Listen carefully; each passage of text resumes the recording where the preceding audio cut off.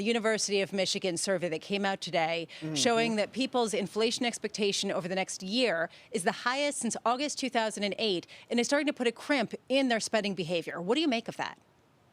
I think it's very important to also look at the longer-term inflation expectations. I think the near-term bump is one that you'd expect given the kind of price pops we've seen in recent reports. Now, we've tried to stress how much those increases have been driven by pandemic-affected sectors. Of the 0.9% increase in the CPI, 0.7%, that is, of that pop would have been 0.2 once you take out the affected sectors. Now, that doesn't mean that it's not a challenge for people who are dealing with autos and airfares and restaurants, but those are the kinds of supply chain bottlenecks that we've been talking about and have been expecting for a long time here. And that's also the view, of course, of every forecaster, the Fed, the CBO, and all the folks you talk to here. I think what's critical about the report this morning is that longer term expectations remain pretty solidly anchored below 3%.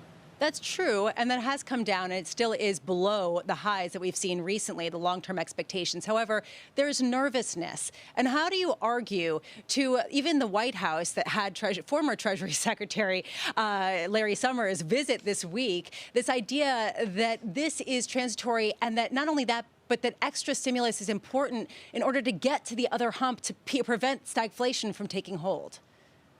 Yeah, I mean, look, we have a lot of people who are going to be chatting about this stuff from the outside. Down here, we're keeping our heads down and we're paying attention to both the policies the president has set us out to pursue and the ongoing boom that the president's actions, particularly in the rescue plan, have triggered. I mean, let us not lose sight of the fact that we've got 3 million jobs here since this president took office, an historic record. We have unemployment claims down by 55%. We have those levels down to pre-pandemic rates. We have a forecast for GDP this year, north of 7%. That's the highest since the mid-1980s, so-called morning in America.